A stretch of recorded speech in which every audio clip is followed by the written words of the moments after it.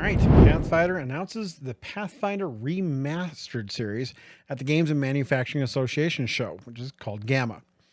So Paizo announced Pathfinder will be remastered.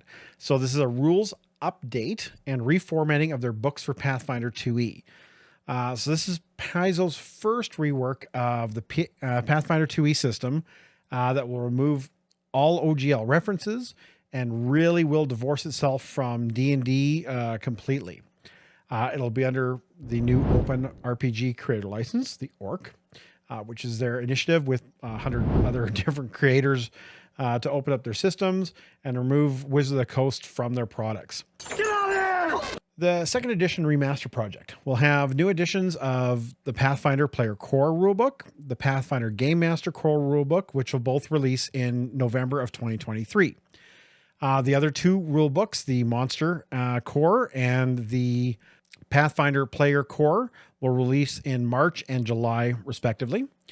So the rulebooks are supposed to be backward compatible with existing 2e products and will, according to the press release, incorporate comprehensive errata and rules updates from some of the best editions from later books into new, easier to access volumes with new presentations inspired by years of player feedback. One thing that Paizo is really good at is they do listen to their players. When we have issues, players will bring them up. They will actually take that into consideration and they work on it.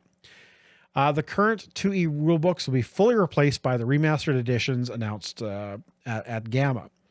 The Pathfinder Core Rulebook, Game Mastery Guide, the Bestiary 1 and 2, and even parts of 3, an Advanced Player's Guide will not be reprinted anymore. So if you're looking for a collector's item, now is the time to make sure you have those books in your collection. The live stream was really good. There's a great recap with Eric Mona on Roll for Combat. He's very candid about the changes and what can be, what we can look forward to and why they're changing.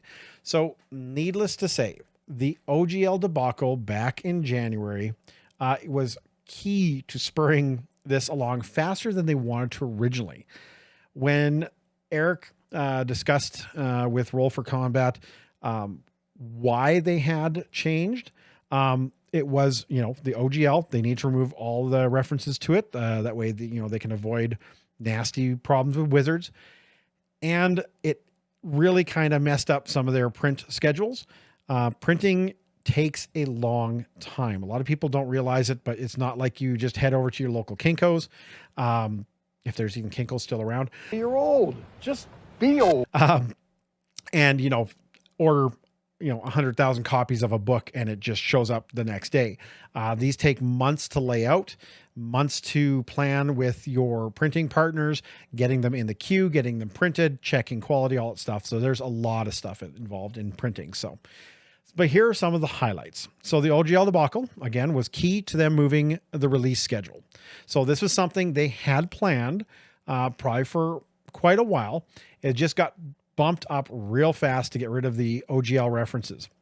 Eric stated that it did mess again with their release schedule for some other upcoming products. And eventually we'll see a new timeline of when things are going to come out. Alignments are going to be gone. One of the main things. So honestly, I don't really worry too much about alignments. Been using them for 30 years, but whatever, adapt and move on. There are many people who are in favor of removing the alignments. There are some that don't.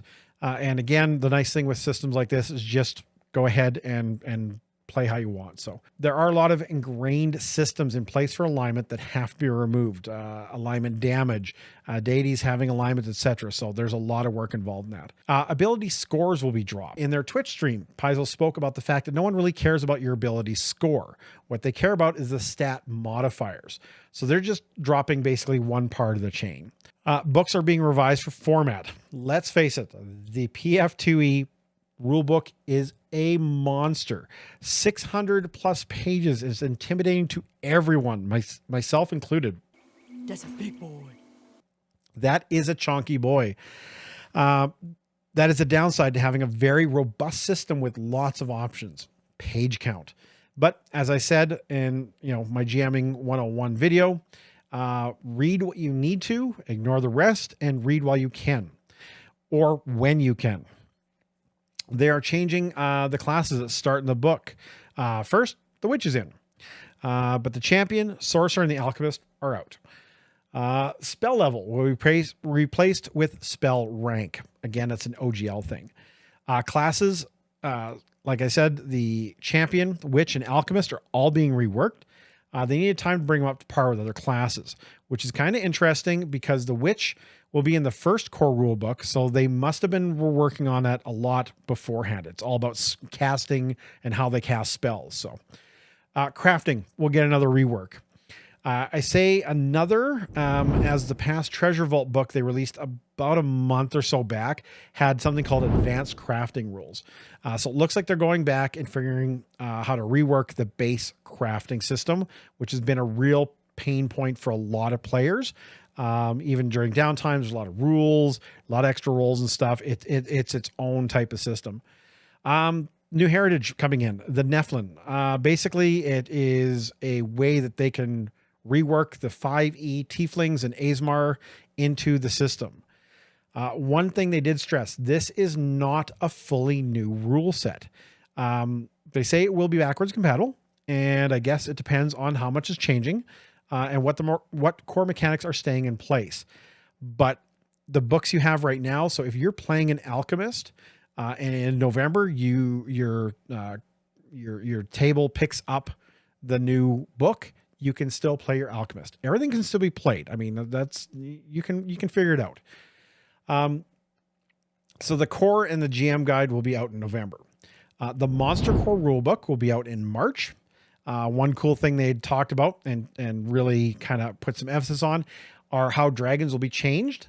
They're going to be based more on magical traditions than color and alignment, as there's going to be no more alignment. So spell tradition will really play into how the dragons come to life in your world.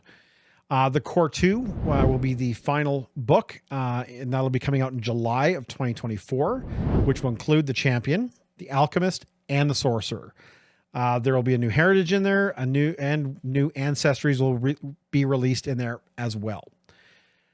A few days ago, they released a really cool thing that they're doing to help out the local game store. This is one of the reasons I love Paizo. They're going to be having a limited edition covers of the core players and the core GM rulebook drawn by the great Wayne Reynolds. He is synonymous with fantasy artwork from the 80s and beyond. They are super cool line art drawings that will be available only through game stores for the first 120 days. After that, there'll be a smattering of them left in the Paizo warehouse, but then that's supposed to be it. If you're interested in these awesome artwork covers, just head to your local, favorite local game store and order your copies. This will help Paizo know how many of them to print. As more information pops out about the books, or as Paizo does more live streams on Twitch, I'll update everyone here with the TLDR of the streams and all the articles. So as always, again, thank you for spending your time with me in this crazy life of being a game master. If you're interested in more content, please subscribe below and click the bell for notifications on new videos. Comment below on the things you're doing and creating, questions you may have about the games in general, or specific questions, and hopefully I can help you out. Again, let me know the topics you'd like me to talk about, the game systems you'd like me to see covered, and I will definitely try to add it to my list. So in the meantime, and in between time, that's it. Another Mythic episode. Thanks for watching, and may all your games be full of myth, mirth, and magic.